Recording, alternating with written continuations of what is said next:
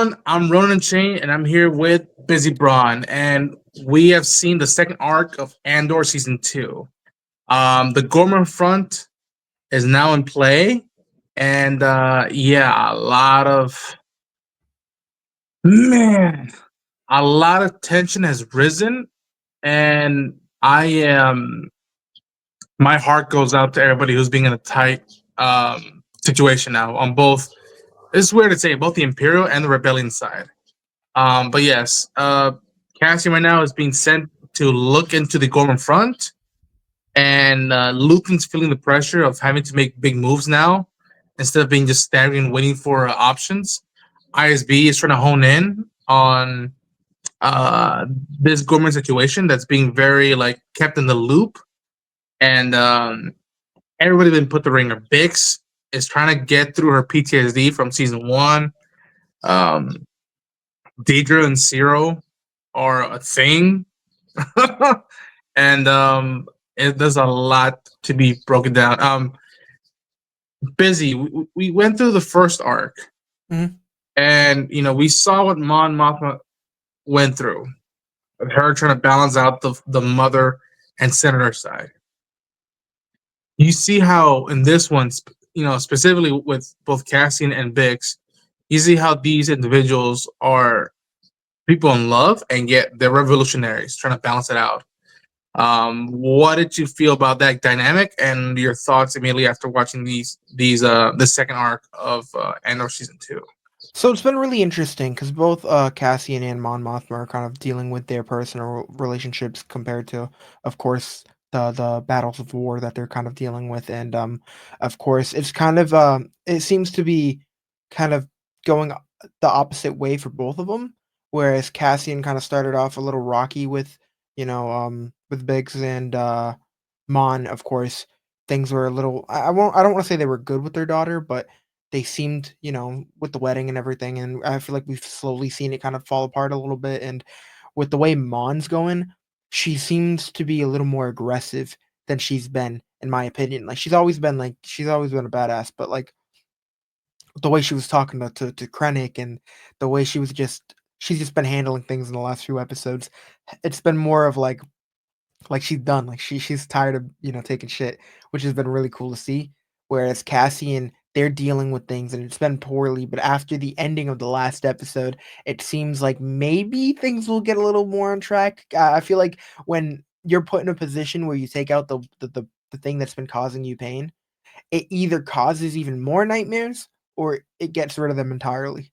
So I feel like we have a whole bunch of bumps in the road, if you will, for both Mon and Cassian, and it's a big reason why I'm really excited for the next arc.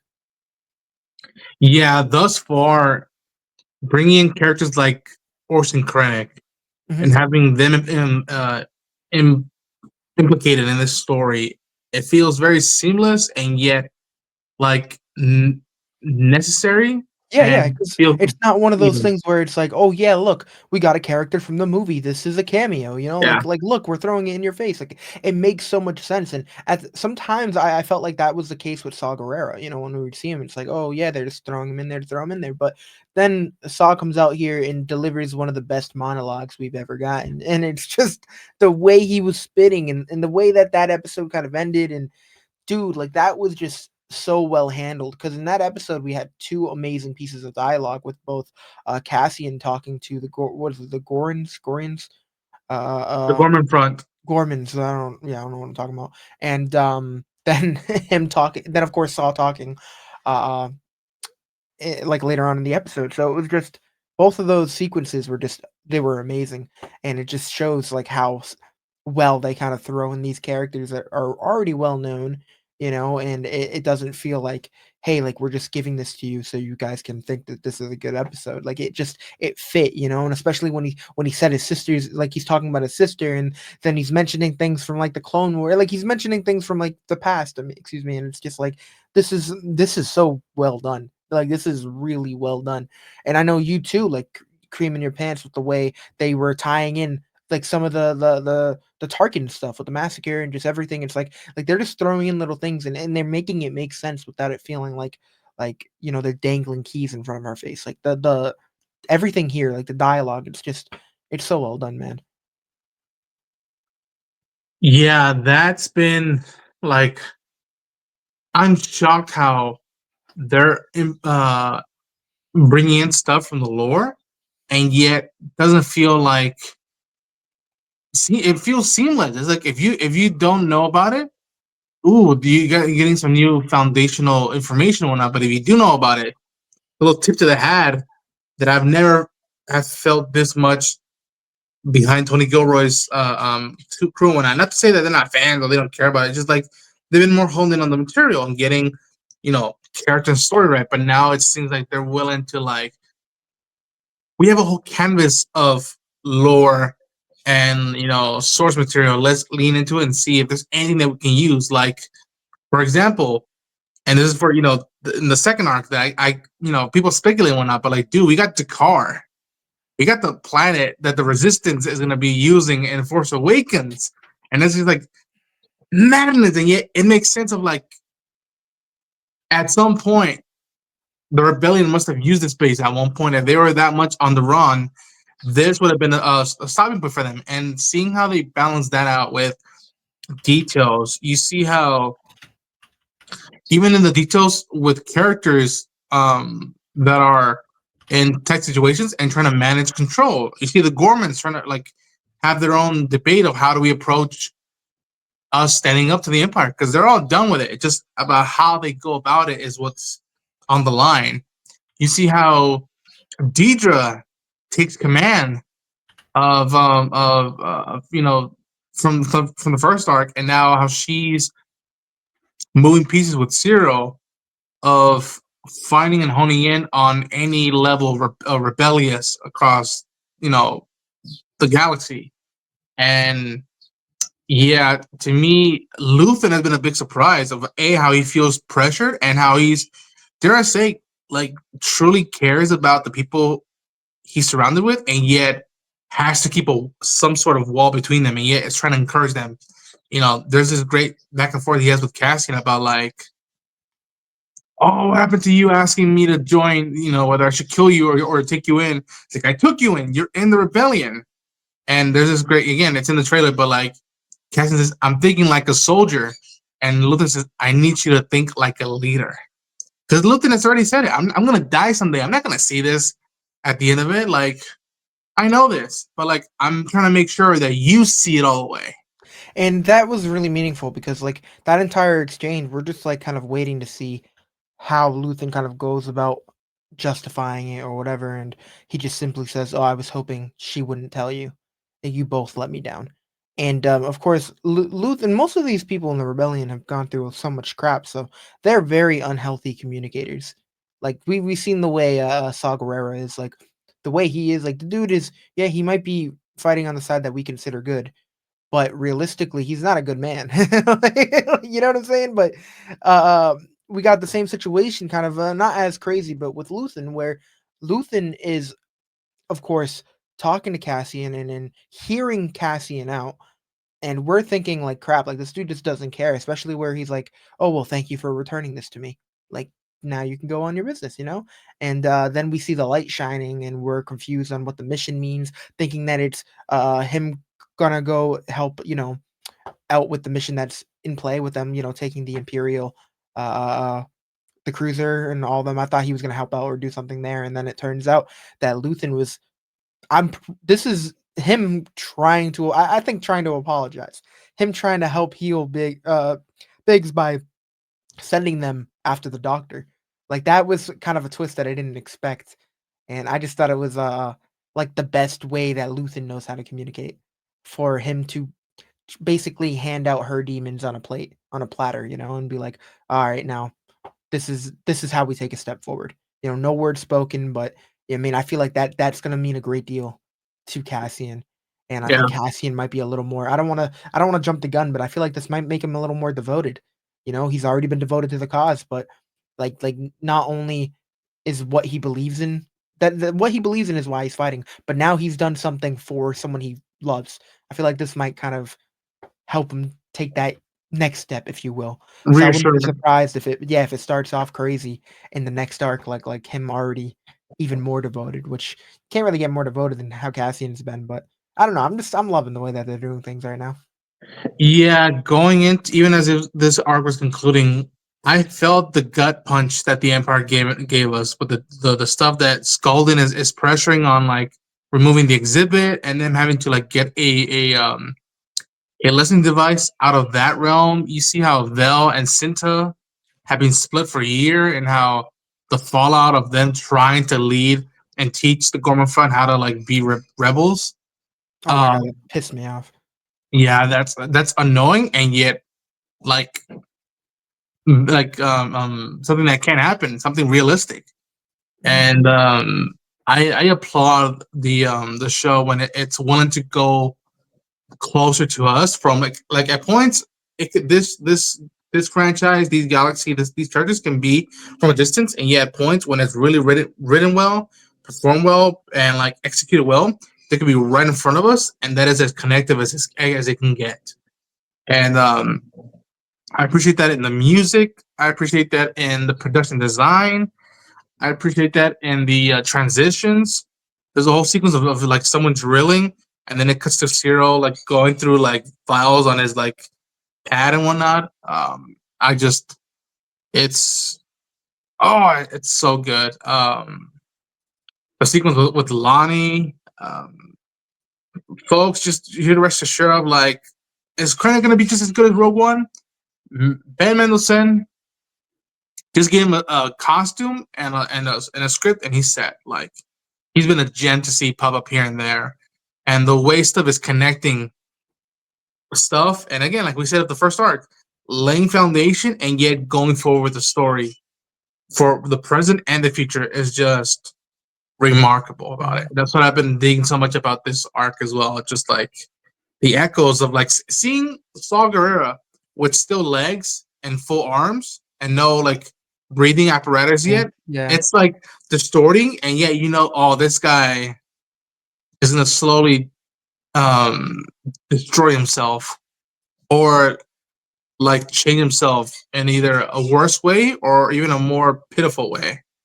And yeah, it's really really good.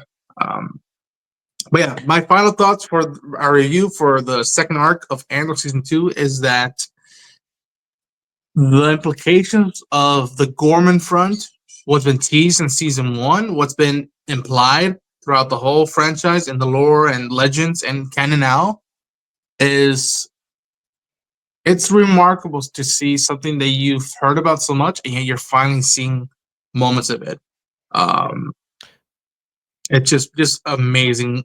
Seeing Cassian trying to teach some of the Gorman people how to be, a rebel. It was very remarkable, and it's like, look at this guy, look how far he's come, and his interaction with the one of the clerks at the hotel he's staying at was very very fascinating. I love that scene. But another amazing arc to this season, and I feel like we just barely touched the nerve of tension and dread we're going to be getting this season. But yeah, Busy, any final thoughts on this arc?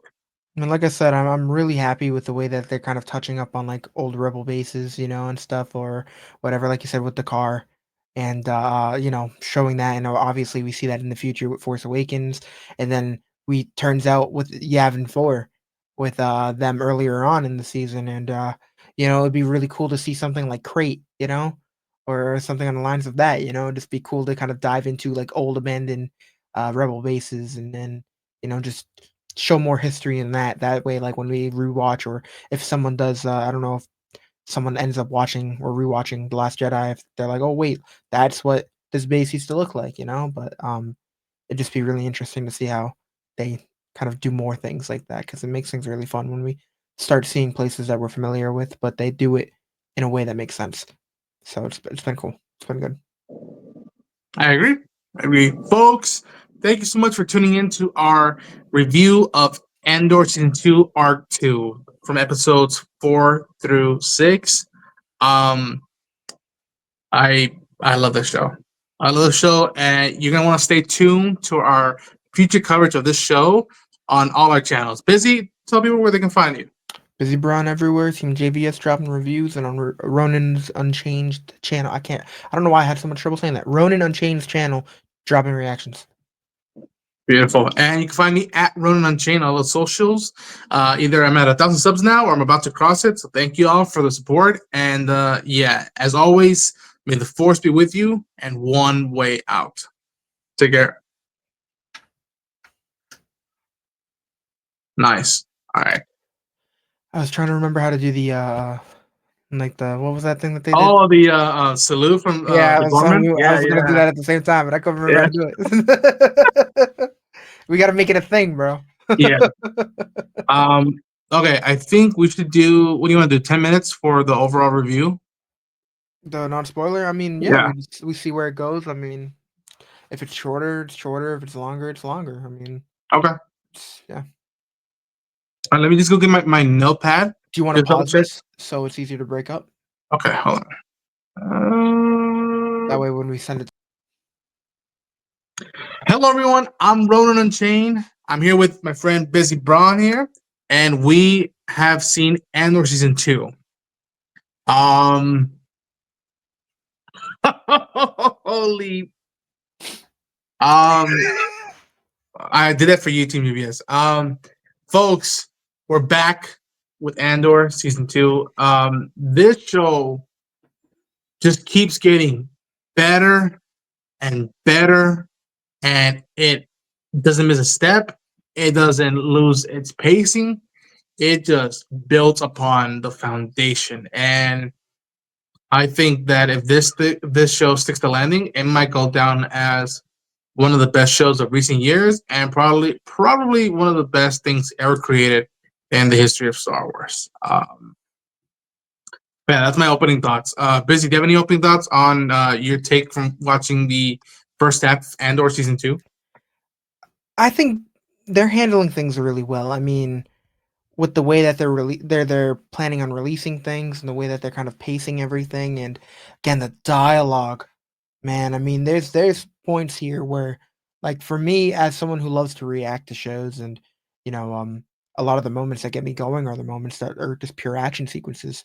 Here, they're doing so well with just the way they're handling dialogue, where I'm like legit at the edge of my seat with the way some of these lines are written, with the way some of these characters are delivering monologues or just exchanges. You know, it's just it's so good, and I think this is one of the better pieces when it comes to Star Wars as a whole. When it comes to dialogue specifically, because I mean, you can love Star Wars, but you got to admit that there are a lot of flaws in the dialogue, whether it's the prequels, the original trilogy. The dialogue is sometimes not the best. Andor just takes that, you know, a whole nother level. It's so well written, and you guys are gonna see some of the moments that I'm talking about. It's just it's fantastic. Yeah, folks, we're gonna do our best. We're gonna do a non-spoiler review, so you folks can still enjoy it, but yet you can hear our 2 cents about it. We start getting it from the get-go of like, okay, the first arc, which has been confirmed from Tony Gilroy for a while back, each arc will be a year leading up to Rogue One. And so it's been fascinating to see where Mon Mothma was at, where Cassian Andor was at, where Biggs and others are at in their lives. Um, I think that with season 2, and I said it and I put it out somewhere in a theory video that I put out, was that like season 2 has to tighten up the pressure and the dread from both sides, both the Imperials and the Rebellion, in different manners, either personal lives or business. And what happens when you start mingling both things at the same time, and how does one help the other or one hurt the other? You're gonna get that a lot with characters like Bix, like Cassian, like Mon Mothma, like Ty. You get that with Vel. You get with Cinta. You get that with Deidre. You get that with Stiro. Um, it is. It's quite fascinating how this is its own thing, and yet it seamlessly just fits in. If you've been a fan with it and you want to know more about what it is really like to be a revolutionary, or what it's like being someone who has control and occupation over a galaxy. Um, the cast comes back swinging, dare I say. I think one of the first things that I noticed was there was a moment between Adria Arjona and Stellan Skarsgård, where simply a door is open, she gives a look, and he gives a look back, and we both got emotional. We're like, "Oh, that what she felt in that moment." It's just remarkable. Remarkable to say the least. Would you agree, Busy, about the acting? Oh no, 100%, 100%, and that kind of doubles back to what I was saying with the way that some of these actors deliver their dialogue, and sometimes just sequences where they're responding to something. Um, but like you said, like yeah, there was a part where a door opened, somebody was on one side, and someone was expecting, maybe bad news, and just the way her facial expression or their facial expression was, it was like a thousand words said, but without something being said. It was just like some of the acting in this, specifically this season, has been pretty impressive, and it's just it really takes some of the Star Wars content to another level.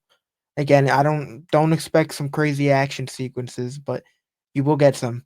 But obviously, they're what they're doing right now is really impressive.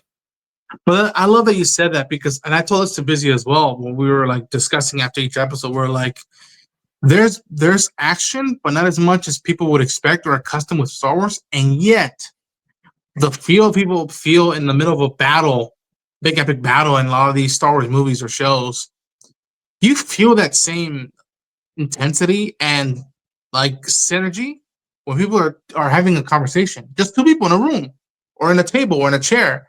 You feel that instantly, and you get the stakes. You get what's important. You get what this will mean to a lot of the people, not just the individuals at play. And I just I it's I just adore that. I adore that. I wish other projects in Star Wars would go down those depths, and yet I don't want them harping over Andor with the same stuff because then that takes away the uniqueness from Andor, and um, that's something I appreciate. And I was telling Busy a recording before this that like Tony Gilroy has been such, in my opinion, a lot of people might disagree, a lot of people might agree. He's been such a gift to this galaxy, to this universe, and yet I think he has even had the time of like not just being the guy who's like do my thing. I have a story I want to tell. It's a rich tapestry, and I just want to tell it. But now, especially with season two, you get the notion like, okay, he got a lot of the feedback, both of you know criticism from some fans, and yet some accolades from critics and from fans themselves. Like, whoa, we didn't know we want this, and we wanted it, and we loved it. And you see him now with interviews. You see him now doing promotions. How like he himself is embracing this big side of the fandom, and either in a subtle or not so subtle way, he put some gems in this season that if you're a fan, you're gonna get a kick out of, and you'll be like validation, vindication, and yet it doesn't take away from the storytelling, doesn't take away from the characters, and it just enriched everything. I think Genevieve O'Reilly and Diego Luna should get Emmys for this show. That's my personal opinion. The first arc, especially with what Mon Mothma goes through, should be getting some applause and flowers to herself. I think that there's been a lot of talks about the budget. I think you feel it in every shot, and yet you're like, hey man, in a world where a lot of this money is being spent, this feels real. This doesn't feel like a screen. This feel like they actually built a hangar where there's this. I almost said it, but like there's this thing that I'm like, wow. Yeah, there's tons of moments where me and you were watching, and you specifically were just like I can't tell if this is an actual set or if this is some type of blue screen or something. But either way, we were super impressed. Like they are making every dime well spent, and it's very noticeable. It's not like doesn't feel like they're throwing away money. It feels very real at times, whether you're seeing like a cruiser landing or when you're just where the civilians are and you're high up and you're looking down, and just the way that some of the buildings are. I don't want to say too much, but like like the way certain things look, like the views. I don't know, just it's very impressive with what they're doing, man, and it feels movie quality. It's insane. There was like one moment specifically where I'm watching. I don't want to say too much, but we're on a specific planet, lot to look at, and we see something landing, and I'm just like, part of me was like, this like literally feels like it could have been a shot from the prequel trilogy. Like it feels so like it just feels so good. It feels so real, and it was just it's just so cool. It's so cool how immersive and how they suck you in. It's just big props to everyone involved with the show, man. Yeah. To say something that's already been confirmed, all I'll say is this: that for the longest time they've been saying that this season will tackle an element in Legends and canon called, you know, that involves Gorman, the planet Gorman and the people Gorman. All I'll say is this: of the first half of what we've seen, I'm already sensing the road we're going, and yet I'm excited and yet dreading what we're gonna experience later on. Um, I don't think Bizzy knows too much about it, which I love.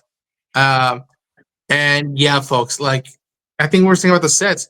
There's literally a set where like we're in the middle of like Gorman like center, and yet you're like either this is a big ass lot where they shot this, or they went to a place and found it, and it was like it's so real. Like I could go there, and I just appreciate that on a personal level as a cinephile, in my opinion. I think that man, okay, I gotta be careful with how I play this out.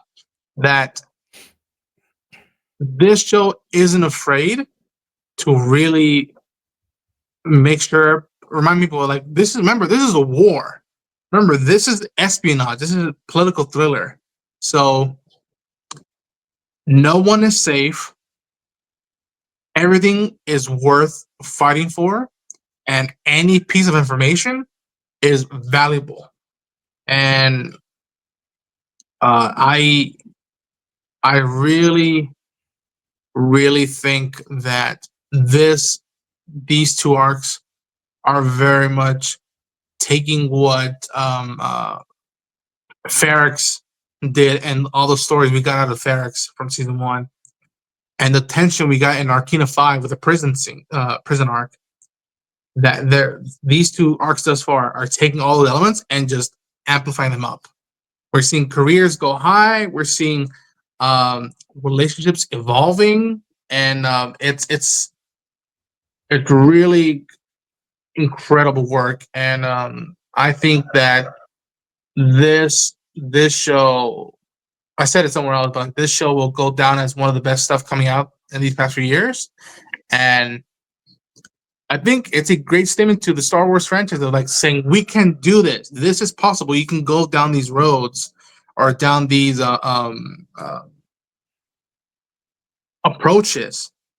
And much like what always George Lucas always said, don't be afraid.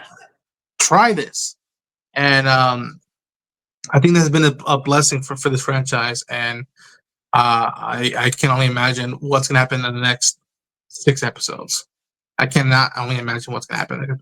And I wish this show did more often what I remember hearing when Walking Dead and Game of Thrones did, where like they would show an episode or two in the movie theater. Like, dude, can you imagine watching an arc I know. in the movie theater? And Ahsoka did that too, with episode 5, I believe. So it's like it is possible when something's big enough or when people are asking for it.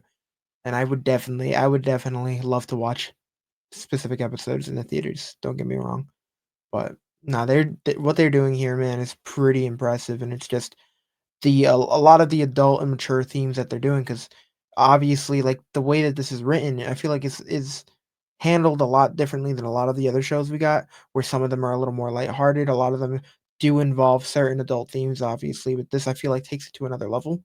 It's just a lot more dark. Our main character isn't supposed to be a saint, obviously. Neither are many of the other protagonists in a lot of the other shows that they have, but it's just it shows, man. Like some of the stuff that we see here is just like wow. Like I'm kind of impressed that they took that step, and they actually are willing to do that, despite maybe some repercussions that might come from, the media, if you will. But I just want to see more shows like this.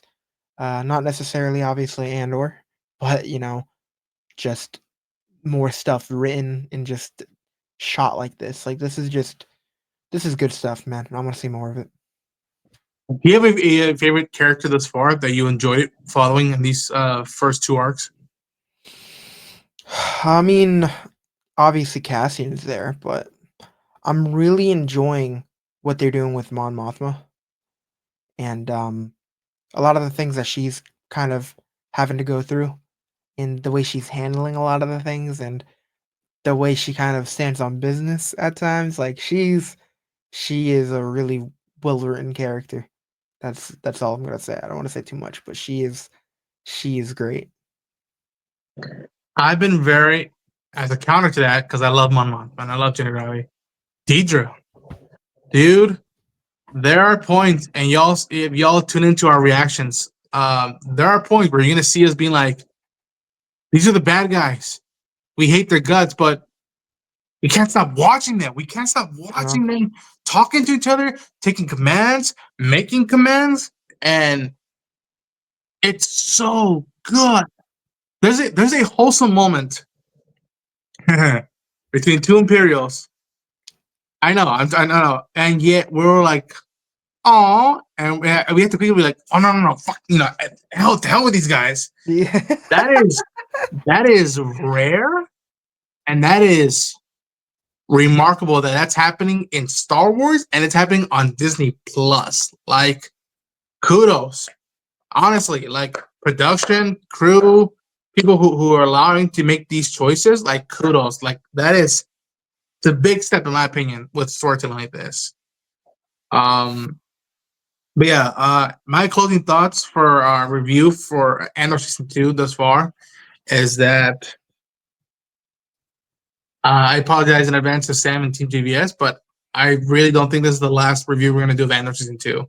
Like, there's so much more I want to tell y'all, and non-spoiler factor and spoiler factors. But rest assured that the quality has not dropped.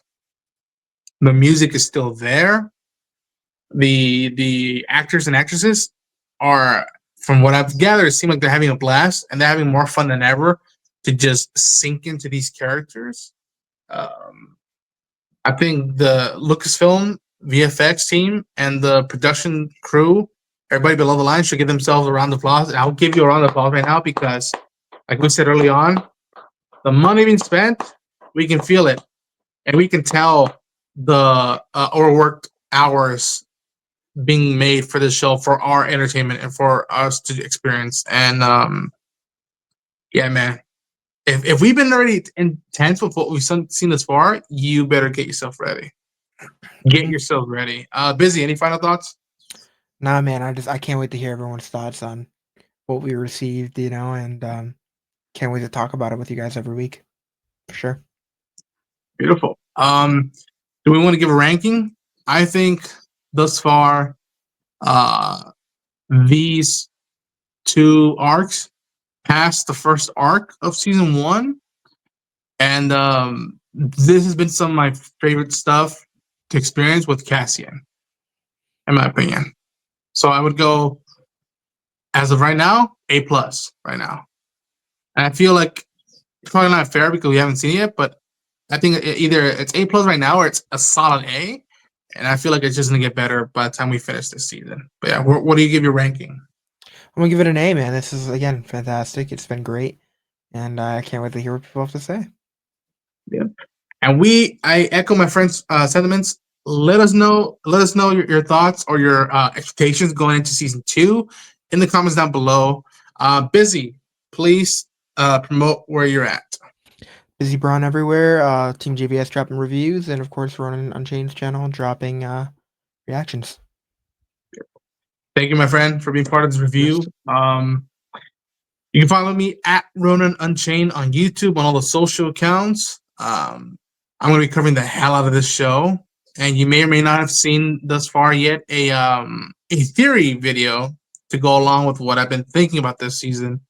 But yeah, folks, tune in to the show, and if I make one suggestion, if you can go out and find the physical media of season 1, go buy it. The more people realize we're buying physical media, the more they'll put out season 2 on Blu-ray, and I can't wait to collect both seasons when they come out on that. So, as always, may the force be with you, and one way out. Take care, everybody. Nice. Perfect, dog.